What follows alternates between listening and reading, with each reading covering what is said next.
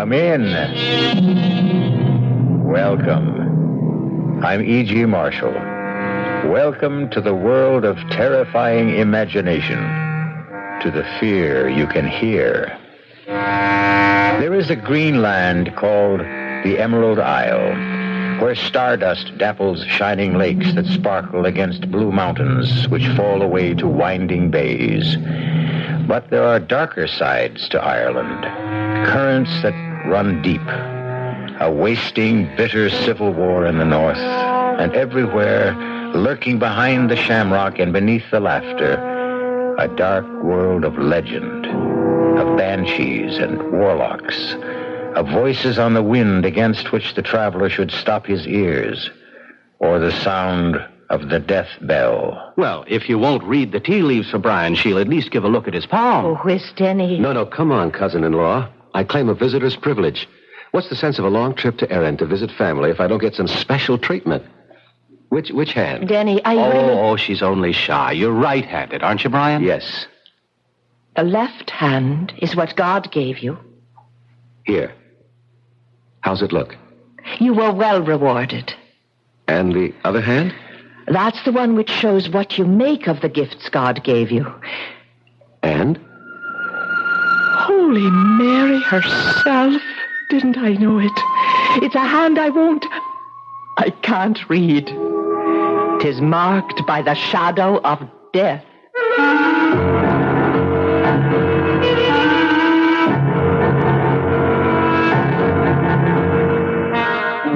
Our mystery drama, The Death Bell, was written especially for the Mystery Theater by Ian Martin and stars Michael Tolan. It is sponsored in part by Anheuser-Busch Incorporated, brewers of Budweiser, and by the Kellogg Company, makers of Kellogg's Special K cereal. I'll be back shortly with Act One.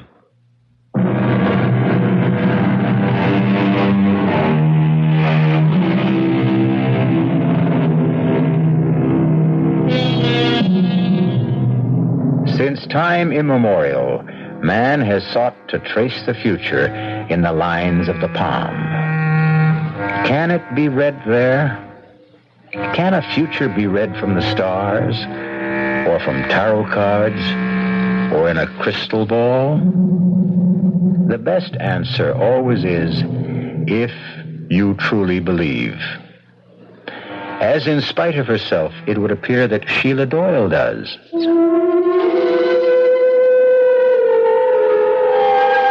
The moment I clapped eyes on Denny's cousin from the States, Brian Macken, there was a bogle tugging at my skirts. And the one look in his hand ran the blood in me cold, for I never saw a shadow plainer.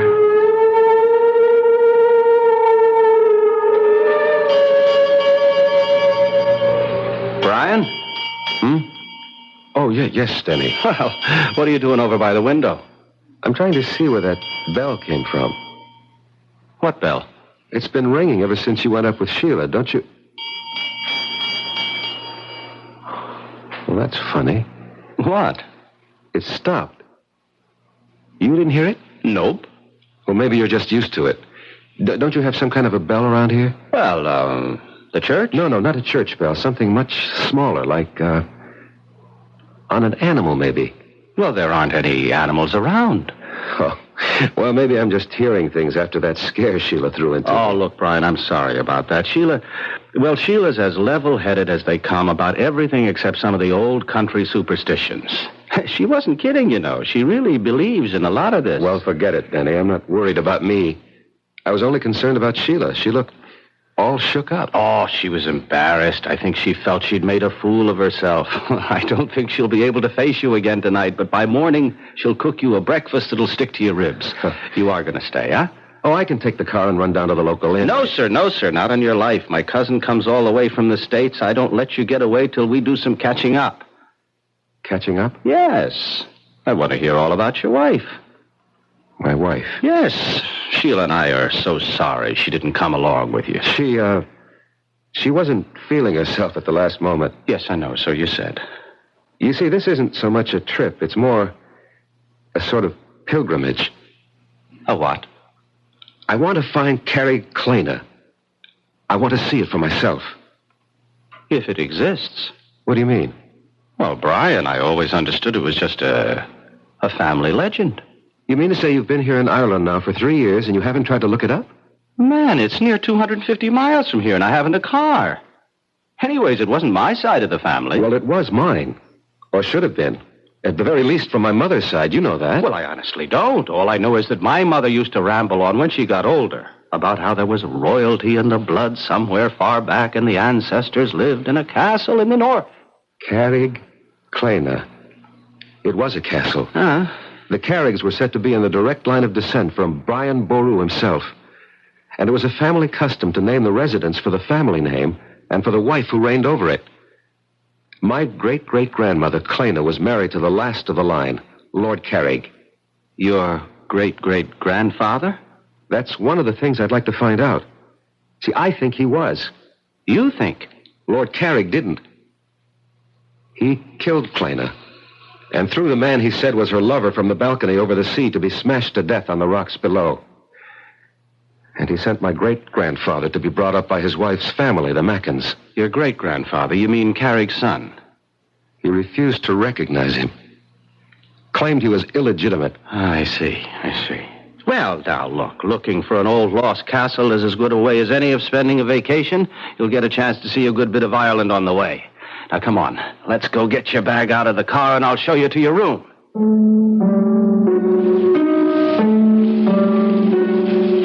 For the first time in our marriage, I found myself getting a little annoyed with Sheila as I walked Brian to the car. There was that vague kind of family connection between us. You write off as cousins, but mostly what we were was old friends and classmates. Now, with Sheila's superstitions jogging my imagination, I was uneasy with Brian. A feeling, thank the Lord, that a few minutes in the soft Irish night blew away. Oh, it's good to be alive on a night like this. It makes me think of... What, Brian? Commencement. The end of the term, anyway. or after the last ball game of the season. Tired, but loose. You remember? Well, for pitchers, maybe. Catchers with old football knees took longer to unwind. Well, so, how's the old rat race? Advertising? Oh, it still goes round and round. Hamsters on a cage wheel.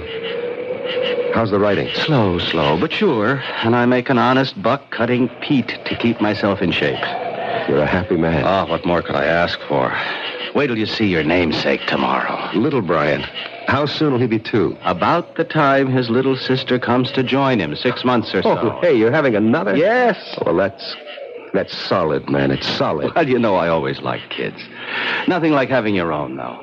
And how about you, senior citizen? What does that mean? Well, you have been married longer than Sheila and me. When are you and Gloria going to have yours?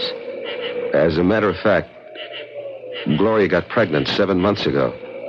Oh, and you're trying to keep it secret. So that's why she didn't come along, huh? That's one of the reasons. But come on, I can't keep you away from your wife any longer. Here, just let me get my gear and we can hit the set. Oh, there's no hurry. For my money, we could sit up all night and shoot the breeze. Well, that'd suit me if I didn't have a long journey ahead of me tomorrow. Oh, I see. You're still determined to go chasing rainbows.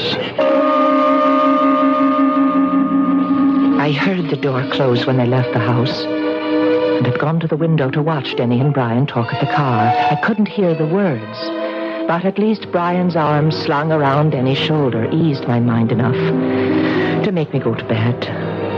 Still and all, even with the soothing sound of their voices rumbling below and their laughter, it was long before I fell into an uneasy sleep. Danny? Oh, I'm sorry. Shh, Sheila, shh. Darling, go to sleep. It's all right. I was half on to waking. Turn the light on. No need. I'm all undressed. Just come into bed. And did you get Brian settled? Yes. He's snoring already. By the time I closed up and looked in on little Brian, he was dead to the world. Darling, what's wrong? You shivered. Oh, it was maybe a hair limped over my grave. Hold me. Who needs to be asked? Sheila, you're wrong about Brian. What way? We've had a long talk, just like old times. I never felt closer to him. Well, I know you've missed him since you came away here. We were always more like brothers than cousins. Well, I'm not saying he isn't tense and all wound up, but that's old stuff to me, Akushla. Oh, you're making to be a real Irishman again. Well, next to you because of you, and grateful I am. Are you for real, Danny? Don't you know? Oh, Sheila, I used to be all tied up in knots like Brian, and that's all it is, you see. Well, I hope you're right. You haven't heard the best news yet. What? Well, you're not the only one that's carrying a heart beneath your own. Gloria's expecting. Brian's wife? When? Before you. That's why she didn't come along this trip. Well, that's good news, Denny. I want to be happy for your friend, your cousin, your brother, almost. Well, so you can be. You can be. Sheila. What did you think you saw in Brian's palm? Don't ask me. First of all, because I have no words to tell you. And second, I'm praying to sweet Mary to forgive me. For I'm hoping it was himself was only giving me a warning not to meddle in the Lord's business. The night is quiet outside, except for the tinkle of that far-off bell. There's a kind of peace. I had to stop here with Denny, touch normal life, if only for a moment. I will not think back, and tomorrow must wait till I find it. I know what it will bring to so many people. I wonder what it will bring to me, Brian Mackin. The last thing I hear is the bell, lulling me to sleep.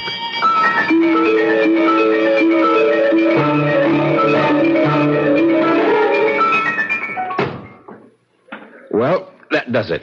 All set for the road. No, I wish you didn't have to go so soon. So do I. Will you stop by then to see us on your way back? I don't know if I'll be coming this way, Sheila. Oh, try to make it. And Brian. Yes? The farther north you get, particularly beyond Sligo, hug the coastline all the way. Please, don't go near the border. Ulster, you mean? There's still a lot of trouble. I wish you'd forget the whole thing. Except I won't. Well, man, it's like looking for a needle in a haystack. And if there ever was a Carrig Clayner, it's probably nothing but ruins by now. If there ever was one, I'll find it. And I think I will. And if you should, what would it prove? I don't know. Goodbye, Brian. Come again. I'll try. Bye, Denny, old pal. I'll only say au revoir. And it's glad I am to have met you, and forgive me for last night. The gypsy's warning? I don't know what came over me. Think nothing of it. Well, so long, chum, and drive carefully. I hope you had a good night's sleep. With the good company and the good air, what else? Even the little bell I finally got used to. And off I went like a log. So here goes. Hail and farewell.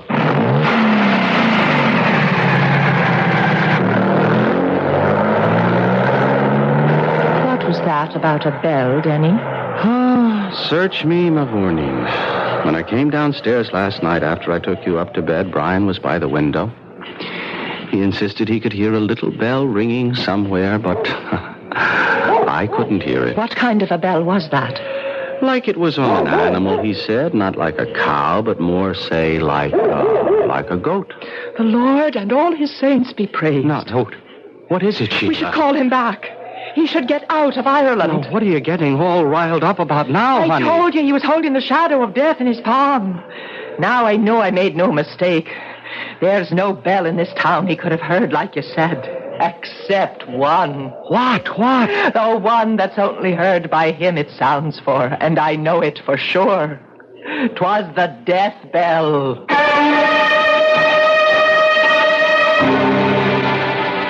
Ole, 'tis dark, and I heard the death bell, and I dare not go out for gold or for fee. So runs the old Gaelic folk belief, that death sounds the warning of his coming by a ringing in the ears. Is Brian Mackin really marked for death? And if so, how soon? And how? We will return shortly with Act 2.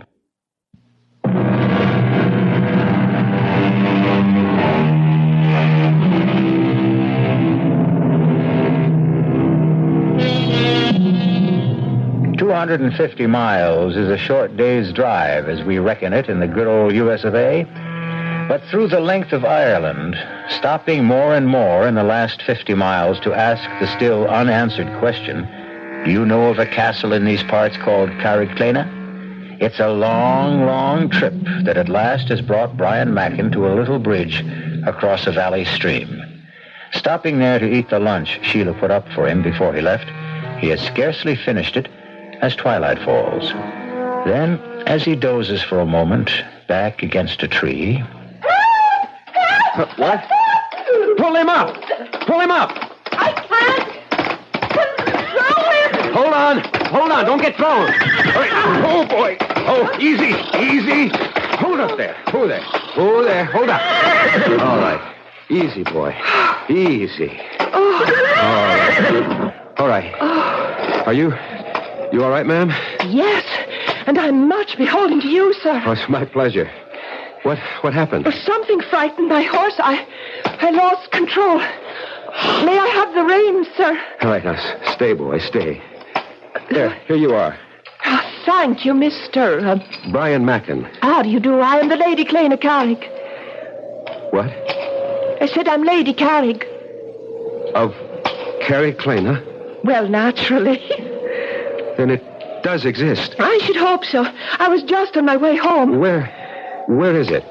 Just across the bridge and over the hill. Oh, now that I've regained my composure. On my soul, you do look familiar.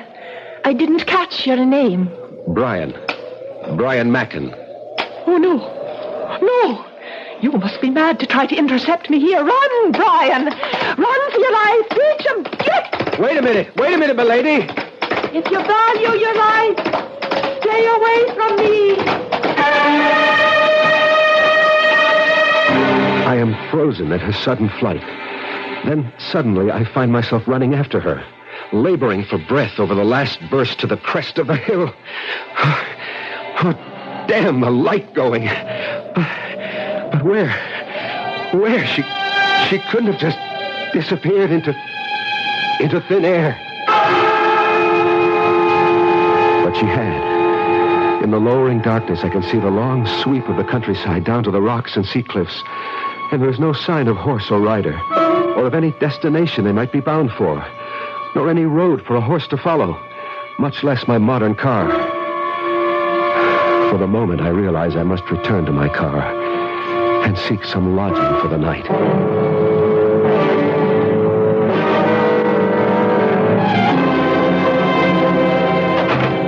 Danny, is that you? Well, who else were you expecting, Sheila? Oh, darling, I'm that glad to see you. It's late you are. Oh, we cut a few extra squares tonight as long as the light was with us. Here. What is it, little bird? You're all aflutter. It's Brian's on my mind. Oh, you'll laugh at me again, I suppose. But as I was laying our little one down with the sun just gone over the hill, I thought I heard him calling, Clayner, Clayner. Oh, now, Sheila, what's got into you? I wish I knew. I only know somehow we should never have let Brian go off for the north. Something terrible is going to happen to him. And if there is, what could we do to stop it? Well, we should try. Would you have me follow him on Shank's mare? How fast do you think I could walk it? Well, you could borrow the McFadden's car or Seamus' motorcycle. And if I did, where would I head for? Oh, don't fault me, darling, or make me the fool. It's just a feeling comes over me and I can't help it. I want to be wrong. I hope I'm wrong. Sheila, now please, stop worrying about Brian. If anyone ever knew how to take care of himself, that's the guy.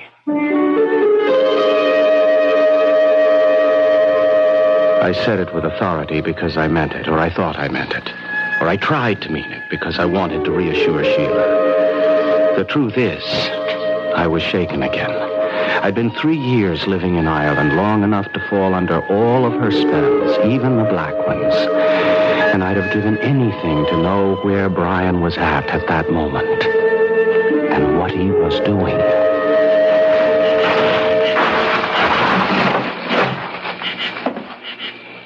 Excuse me, gentlemen. Sorry. Closing time is posted. I wasn't looking for a drink as much as I was for accommodations tonight. Well, now, as to that... I'm willing to pay well for it. An American, is it? Well, for that much, I suppose we could be after finding your room and a bite to sup. And perhaps a little information? We're not for doing much talking around these parts, in particular to strangers. What would you want to know? Well, something very simple, I hope. Would either of you know where I could find a place called Carrig Clayner? Carrig Clayner? Yes, no. What would be after bringing it to these parts looking for the likes of Carrig Clayner? Well, till late this afternoon, only a dim hope of finding it after all these years. For private reasons. Oh, and what would the private reasons be? Family ones. My great-grandfather was born there. Was he now? And what was it that late this afternoon gave you the good hope of finding Carrig Clayner? I ran into someone who lives there. Who lives there? Paddy? Will you hold your tongue, Mick? And who would you have met that said they was from the castle? A very beautiful woman. A girl, actually, who said she was the Lady Clayner Carrig. Oh, the Lord and his saints preserve us. The Lady Clayner? Where was this then? For about 5 miles or so north of here. There's a road goes winding down to a little bridge and then goes up a rise on the other side, but sort of peters out. Oh, that's the old Bally Brig across the Scalanore. Did you drive your car across that bridge? No, I stopped this side of it because the going was getting so rough. Sure, it's lucky you didn't drive on it. It might have carried away with you. That bridge has been condemned for anything but foot travel as long as I can remember. But why? Because it doesn't lead to anywhere anymore. It leads to Carrig Clayner somehow. How would you know that? Because the lady was bound for there on her horse. Ah, was it a big bay mare with a mane as white as snow? Yes, that's the one. And the woman? How was she dressed? Why, she was in sort of a green velvet dress with a big hat, like an old-fashioned riding habit, you'd say. Oh, Mary bless us. And the good Lord save us all. Old-fashioned it is for sure. Well, the Lady Clayner has been dead these 100 years and more. No, this was a young woman. She was only past her 21st year when she died. That was no real woman you saw this afternoon, stranger. That was her ghost. But I talked to her. Did you now, then? What you saw was never real. And you can take that as gospel. Well, perhaps. I hadn't eaten all day, and I did take a nap under a tree. And 'twas twilight, when all fancies begin. We'll let it go at that, anyway. But Carrig Clayner, is that just fancy, too? Well, now, as to that... Must you always put your oar in, Mick? I'm talking to the gentleman here, Mr... Mackin. Brian Mackin. It is a good Irish name. I mentioned that my family came from Ireland. So you did. And at least you've had the sense God gave you to come back. I'm Paddy Flynn, and the little runt here is Mickey Mahan. The top of the evening to you. Is it back you are to stay, Mr. Mackin? That depends on what I find at Carrig Clayner. It's little you'll find there. Deserted and empty, and blown by the winds for a century. It's not but a ruin. Not worth the effort to go by it. And sometimes at nightfall, there's a woman's voice that'll call, come away, and ill betide the man who listens. Well, just the same, I want to see Carrig Clayner. Can you guide me there? Not by night. I wouldn't stir out by night for all the gold in a leprechaun's hoard.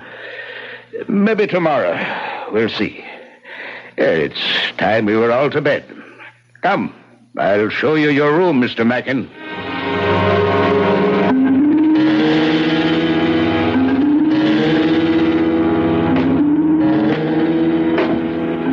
Do you think he's from the police? I don't think so, but I'm taking the chances. Sure, and what are you doing there? I'm making Mr. Mackin a little nightcap, as he requested. Only it will be a little stronger than he expected. How is that, Paddy? Sure, I'm giving him a little extra dividend. Your namesake, as you might say. Who will that be at all? Mickey Pin. I never heard tell of him. Well, now, that's because he emigrated to Chicago, USA, long before your time and mine. But he gave his name to what's in this little bottle here. Well, it looks like no more than bog water. It'll make you sleep a deal sounder. Now then, you'll take this drink up to him, whilst I go arrange for the truck. It is a good thing we have a full moon to work with this night. To work? Isn't it obvious the guns are no longer safe at Carrig Clayner? We'll have to have them up and away over the border by morning before our American gets to nosing about. We're not going by the castle by the dead of night. How else? But she'll be walking again by the full moon. You heard Mr. Mackin saw her abroad and scarce before dark. What kind of soldier are you, Mick, that starts at shadows? Now, let's have no more nonsense out of you. And away up with a drink to Mr. Mackin.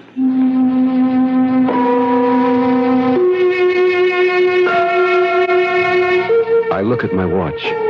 It's just after midnight. The nightcap is untasted on the table beside my bed. I don't trust it. I don't trust a lot of things. But where to get rid of it?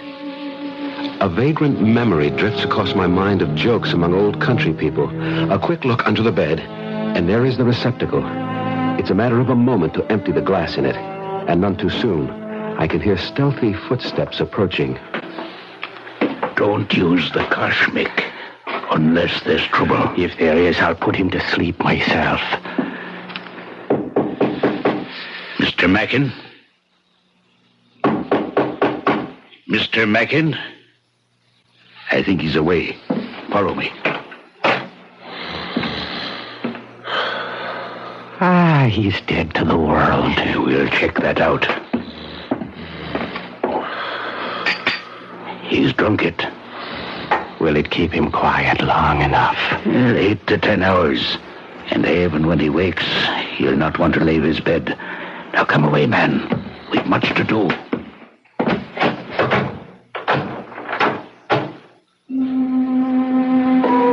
Lying on my bed, snoring, pretending to be asleep, I have listened to everything. But the fall of that heavy lock tells me once and for all, I am a prisoner. But as I wait for them to leave the house, I know that nothing will keep me from Carrig Clayner. I have an appointment there that's been waiting 100 years. And even now, in the still of the night, I can hear the far-off tinkle of that bell and a voice crying. Come away, Brian! Come away back to Carrig Clayner!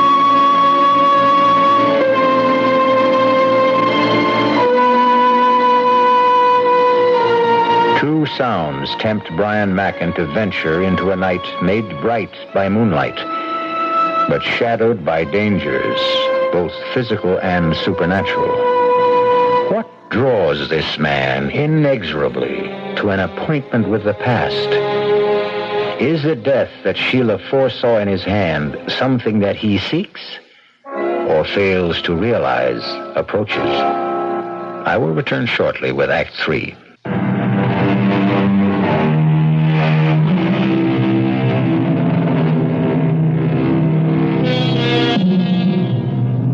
What is this man, Brian Mackin? 28, successful advertising man. What drives him to leave his wife in the 7th month of their first child to make a confessed pilgrimage into the distant past, to a land foreign to him in every way except by extraction, generations back? Where is he headed, and why? I stand by the window, carefully on the side where the moonlight cannot cast my shadow, and watch the courtyard of the inn below. A small truck like a weapons carrier is there, and Patty and Mick climb into it. In a moment, it has gone to a destination I can only guess. By the time I am out the window, clambering to the courtyard and into my car, there is no hope of following, particularly when I find my distributor cap gone and my car useless. It's a long, agonizing walk for 5 miles, even on a moonlit night. And by the time I have crossed the bridge and climbed to the ridge above, I am at the ragged edge of exhaustion. But there is a reward. Far below, against the restless sea, there are pinpoints of light that move. I am near the end of my pilgrimage, and the bell is sounding again.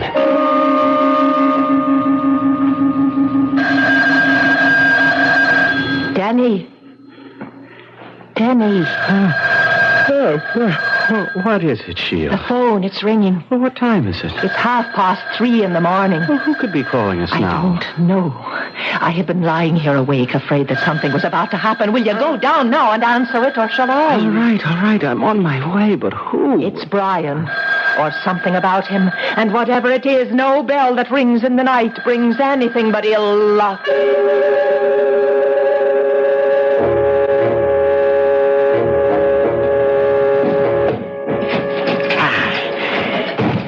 Is that the last of them? Not by a long shot. And damn the moon. It's off away behind the clouds again. I wish I was off away with it. What's the matter, Mick? Are you afraid a banshee will howl you off to your grave? Well, there's little I like at all about this night. We're all stretching our necks across the gibbet one way or t'other. Well, the sooner we deliver these guns over the border, the safer we'll be. I wish now I'd stood away with the ship that delivered them 3 days ago, and I'd be out of this in the way home. Well, you didn't. So let's have at it and get them away from the storehouse before... Wait a minute. What is it? By the ridge there. The silhouette of a man. Let's get the truck away and hidden around to the seaward side. Aye. You take it. Give me that cuss of yours, and I'll handle whatever comes this way.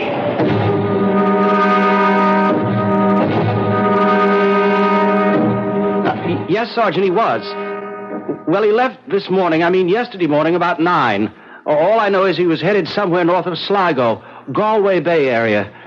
Yes, he was looking for a place named Carrig Clayner. No, not at all. And please, he's a cousin of mine and a very good friend. You will keep us notified and let us know what's happening. Yes, I'd appreciate that. Thank you. What is it, Denny? Oh, what are you doing out of bed, Sheila? Who was on the phone? You said Sergeant. It was Liam Flaherty of the police. Oh, Sheila, there's all hell to pay. Tell me. There was a tracer from the States. They called the local here to get in touch with us. Why? The police in America. They're trying to get in touch with Brian. What has Brian done? That isn't the point. It's what's been done to him. What? Brace yourself, my darling. Somebody murdered his wife.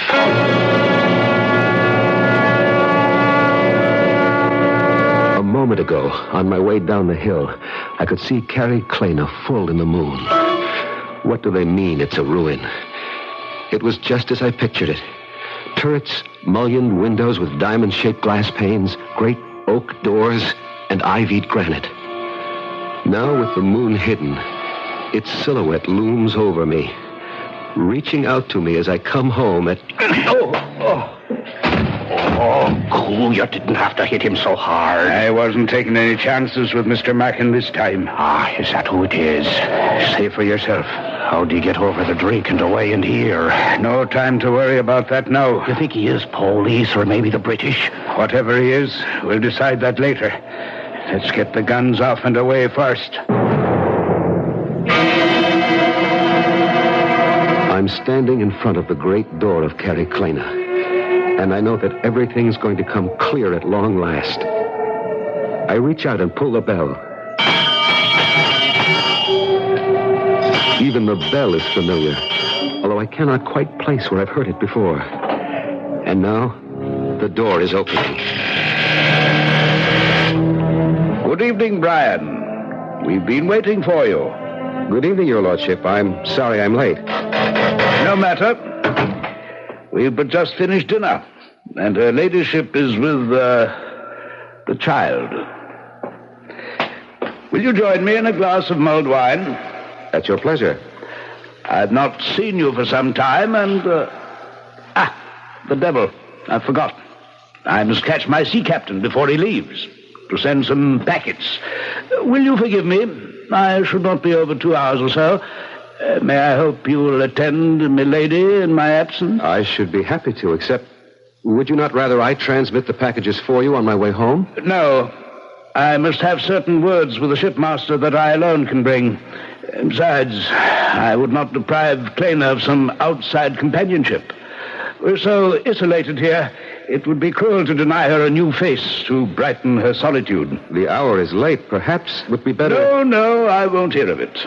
You shall be our guest for the night, and I shall be back post-haste. I'll try to make it in as close to 2 hours as possible. Meanwhile, make yourself completely at home. I am in a dream, I suppose. For by my host's clothes, the speech, a calendar I find on the wall, I am back in the past over 100 years. But more important, I am within the walls of Carrig Clayner, and the riddle of my whole life, I feel, is near to being solved. When Lord Carrig leaves, I am too impatient to wait for my answers. So I climb the great staircase to Clayner's bedroom and knock on the door. Who is it? Brian. A moment. What are you doing here? I grew tired of waiting for you to come down. My husband, he's... Lord Carrig has ridden to town. It will be 2 hours before he returns. May I come in? I shouldn't let you. It's too late. I thought you'd left for good 2 years ago. When I lost you to him, I meant to. But for a while, I stayed hiding in the fen. Oh, I know you were seen. Do you know what you've done to me? And why do you come back now? I wanted to see the boy. By what right? Is he mine, Clayner? I have to know. Is he mine? No. You called him by my name. It was a foolish choice. Why? Because I loved you. And now? Oh, Brian, the years have come and gone. Lord Carrig is my husband and the father of my child. And I have a whole new life I've learned to accept. I still want to know if the child is mine. Let me go. When you answer me. How could he be yours? He was born 10 months after I married Lord Carrig. Then why does everyone whisper he's mine? Because you didn't leave as you promised. Why didn't you take yourself right out of my life? But there was nothing between us after your marriage. We know that, but no one else believes it. They still think the child is mine. Even Lord Carrig. I can't imagine why he could have welcomed you here tonight. I can't tell you how he... Wait a minute. What is it? Hush. Dear God, he's here. He'll kill me. Over my dead body. And here it is. The moment I've reached back through a century for. The one I want to change. It's today I want to bring back. And Gloria and my own child that I killed in one moment of anger and hate as Lord Carrig plans to do with me and Clayner now. I have only one chance of bringing Gloria back. To change history. Or at least to set it right. He's coming up the outside balcony stairs. Through the French windows. Run, Brian, he'll kill me if he finds you here. I'll kill him first for doubting you. Oh, in heaven's name, no. Lord Carrig, hold. So once again, you try to steal my wife. Put up your dagger. I am unarmed. So much the better. You first, and then my wife. This time not so easily. I'm not the hunted, but the hunter. Look to yourself! He stands with his dagger half raised, frozen with inaction as I hurtle myself towards him, hands raised to shield and grapple and destroy him. But what I reach for is nothing but a shade. My outstretched hands grasp only air, and my hurtling body passing through his spectral waist crashes full tilt against the crumbling battlement, which gives way like powder. And of a sudden, just like the lubber in the ancient legend, I am plummeting like today's skydiver towards the rocks below. And in this awful moment, I know that I was just as wrong about my wife, Gloria, as Lord Carrig was 100 years ago about Clayner. Small comfort now to know that I am legitimate as the rocks below rush up towards me like an express train, and I am no more.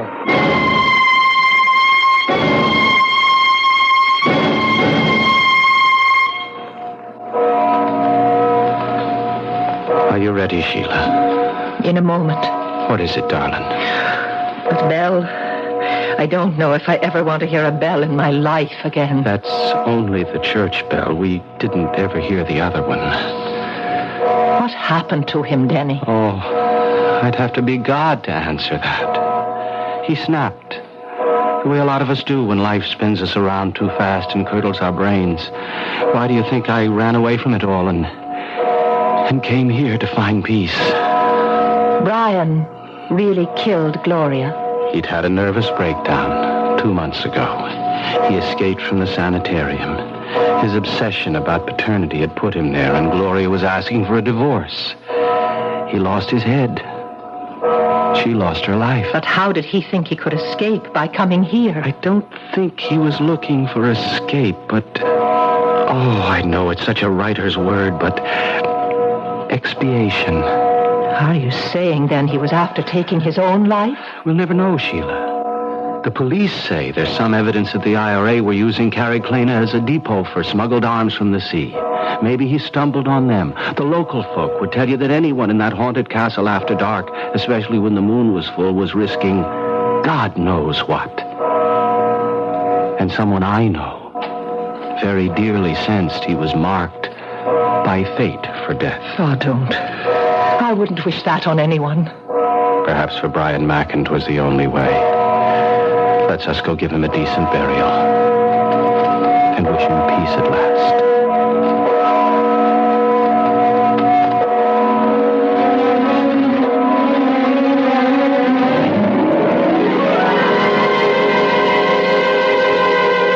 A strange tale.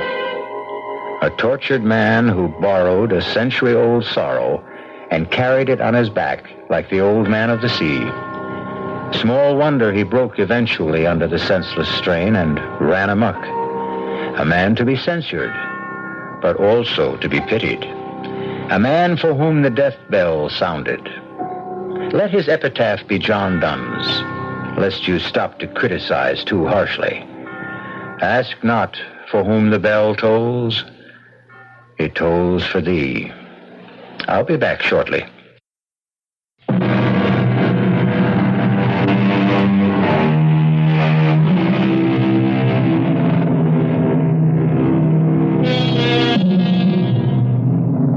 There does stand, facing across the Atlantic to America, what once was a proud castle named Carrig Clayner. True enough, shortly after Brian Macken's death, it was discovered that the cellar had been used for extensive gun running and as a munition dump. And 2 months after Brian died there, a mysterious explosion tumbled the rest of the castle into the sea, including the bodies of 2 smugglers later identified as Paddy Flynn and Mick Mahan. Since in the police view they were prime suspects on Brian Macken's death, that closed the file, which had been titled for convenience Carrig Clayner. Our cast included Michael Tolan, Marion Seldes, William Redfield, and Guy Sorrell. The entire production was under the direction of Hyman Brown. And now, a preview of our next tale. I'll come back later. No, not till tomorrow. All right, whatever you say. But I'll just look in on you later. No, Lucy. You mustn't go quickly. Oh, good Lord. At the window. It's nothing. Go, Minna. It's nothing. Nothing. It's that bat. That huge bat that followed my car. Oh, go, I beg of you. Lucy, the thing is trying to get in. Look, it's clawing at the window. Is that locked? Is that window locked? Yes, it's locked. But locks are useless against Count Dracula. Oh, good Lord. Mirrors do not reflect my image, Miss Harker. Nor do locks keep me out. You were that bat. As the wolves you hear are not wolves, but like myself, vampires. Vampires? The dead, who live by night. Radio Mystery Theater was sponsored in part by new sugar-free Diet 7-Up. This is E.G. Marshall inviting you to return to our Mystery Theater for another adventure in the macabre. Until next time, pleasant dreams.